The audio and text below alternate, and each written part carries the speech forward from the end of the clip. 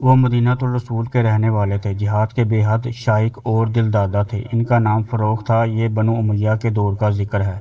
خراسان کی سرحدوں پر جہاد ہو رہا تھا۔ فروخ نے جہاد پر جانے کی نیت کی، بیوی سے مشورہ کیا۔ نیک سیرت بیوی نے کہا، ٹھیک ہے آپ جا تو رہے ہیں، مگر آپ کو معلوم ہے کہ آپ چند ماہ بعد ایک بچے کے باپ بننے والے ہیں۔ فروخ پر جہاد کی دھن سوار تھی، وہ متعدد بار لڑائیوں میں شریک ہو چکے تھے۔ انہوں نے بیوی کو جہاد کی اہمیت اور فضیلت سے آگاہ کیا اور کہا، گزر بسر کے لیے 30,000 دینار تمہارے حوالے کر رہا ہوں، میرے آنے تک یہ رقم تمہارے لیے کافی ہوگی۔ فروخ جہاد پر گئے تو وہاں مشغول ہو گئے۔ ہر چند کے بیوی کا خیال آتا، مگر جہاد کا سلسلہ بڑھتا چلا گیا۔ یہ دور اسلامی فتوحات کا دور تھا۔ مسلمان سمرقند اور بخارا کو فتح کر کے آگے نکل رہے تھے۔ وقت کا پتہ ہی نہ چلا۔ مدینہ منورہ سے نکلے ہوئے انہیں کم و بیش 27 سال گزر چکے ہیں۔ پھر ایک دن آیا فروخ اس شان سے مدینہ منورہ واپس آئے کہ ایک گھوڑے پر سوار ہاتھ میں نیزہ پکڑے اپنے گھر آئے۔ نیزے سے دروازے کو دھکا دیا اور گھوڑے سمیت گھر کی دہلیز پار کی۔ اندر سے ایک نوجوان نکلا۔ ایک اجنبی شخص کو یوں گھر میں داخل ہوتے ہوئے دیکھا تو نوجوان کہنے لگا، اے اللہ کے دشمن، میرے اجازت میرے گھر میں کیسے داخل ہو رہے ہو؟ فروخ بولے، اللہ کا دشمن میں نہیں تم ہو، تم میری بیوی اور میرے گھر میں داخل ہوئے ہو۔ گھوڑے سے کودے اور نوجوان کا گریبان پکڑ لیا۔ بڑے میاں لگے شور مچانے اور نوجوان کو برا بھلا کہنے لگے۔ اتنی دیر میں ان کو ہمسائے بھی شور سن کر اکٹھا ہو گئے۔ معاملہ کیا ہے وہ دونوں سے پوچھ رہے تھے۔ کسی نے جا کر حضرت امام مالک بن انس رحمۃ اللہ علیہ اور دوسرے علماء کو بھی اطلاع دی کہ اس طرح جھگڑا ہو رہا ہے۔ چنانچہ وہ لوگ نوجوان کی مدد کرنے کے لیے دوڑے چلے آئے۔ یہ نوجوان جس کی حمایت میں علماء اور مشائخ دوڑے چلے آئے، ان کا نام ربیعہ العاری تھا اور یہ بہت بڑے عالم دین تھے۔ مسجد نبوی میں ان کا حلقہ درس تھا جس میں بڑے بڑے علماء شامل ہوتے تھے۔ ربیعہ کہہ رہے تھے، میں تمہیں لازم سلطان کے پاس لے کر جاؤں گا۔ ادھر فروخ بھی کہہ رہے تھے، اللہ کی قسم، میرا تمہارا فیصلہ اب سلطان کے پاس ہی ہوگا، تم میری بیوی کے پاس ٹھہرے ہوئے ہو۔ شور شرابہ بڑھتا چلا گیا۔ فروخ کا غصہ کم ہونے میں نہیں آ رہا تھا۔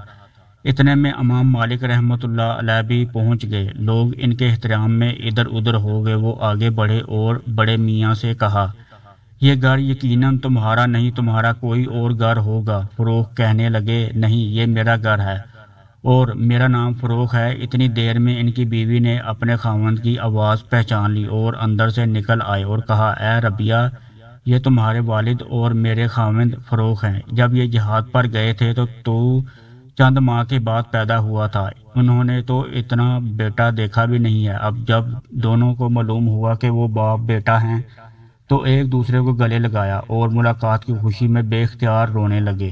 اب وہ گھر کے اندر گئے بیٹھے بار بار بیوی سے پوچھ رہے ہیں، یہ میرا بیٹا ہے؟ ارے یہ تو جوان ہو گیا ہے۔ بیوی کہہ رہی ہے، ہاں، یہ آپ ہی کا بیٹا اور لخت جگر۔ تھوڑی دیر سستانے کے بعد اور حال احوال دریافت کرنے کے بعد فروخ نے اپنی بیوی سے کہا، تمہیں یاد ہے کہ میں تمہیں سفر پر جانے سے کچھ مال دے گیا تھا، وہ کدھر ہے اور کہاں خرچ کیا ہے؟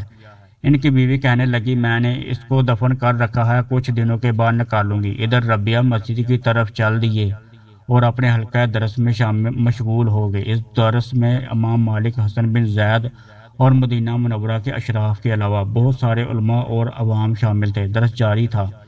کچھ دیر کے بعد ربیعہ کی والدہ نے اپنے خاوند سے کہا، جائیں مسجد رسول صلی اللہ علیہ وآلہ وسلم میں نماز ادا کر آئیں۔ چنانچہ فروخ مسجد میں آئے، نماز ادا کی۔ ایک طرف دیکھا کہ حلقہ درس میں بڑے بڑے علماء بیٹھے ہیں اور ایک نوجوان انہیں درس دے رہا ہے۔ فروخ اس حلقے کے پاس آ کر کھڑے ہوئے اور نوجوان کو دیکھنا شروع کیا۔ اس روز ربیعہ نے خلاف معمول سر کو زیادہ ڈانپا ہوا تھا۔ ٹوپی اس طرح اوڑھے ہوئے تھے کہ چہرہ نظر نہیں آتا تھا۔ ان کے والد فروخ کو شک سا گزرا کہ کہیں یہ میرا بیٹا ربیعہ تو نہیں۔ انہوں نے تصدیق کے لیے حلقہ درس میں بیٹھے ایک شخص سے پوچھا، یہ نوجوان جو درس دے رہا ہے کون ہے؟ اس نے کہا، یہ ربیعہ بن عبد الرحمن ہے، فروخ ہیں۔ ان کے والد بہت عرصے سے جہاد پر گئے ہوئے ہیں۔ اب فروخ کہنے لگے، الحمدللہ، اللہ تعالیٰ نے میرے بیٹے کو یہ مرتبہ اور مقام دیا ہے۔ خوشی خوشی گھر واپس آئے۔ آ کر بیوی سے کہنے لگے، میں نے تمہارے بیٹے کو اس مرتبے پر دیکھا ہے جہاں بہت کم اہل علم پہنچ پاتے ہیں۔ ربیعہ کی والدہ بولی، سچ بتائیں، آپ کو 30,000 دینار محبوب ہیں یا اپنے بیٹے کا علمی مقام اور مرتبہ؟ فروخ بولے، ہرگز نہیں، اصل مقام اور مرتبہ تو علم ہے۔ بیوی کہنے لگی، پھر میں نے سارا مال آپ کے بیٹے کی تربیت اور تحصیل علم پر خرچ کر دیا ہے۔ فروخ کہنے لگے، اللہ کی قسم، پھر تم نے اس مال کو ضائع نہیں کیا؟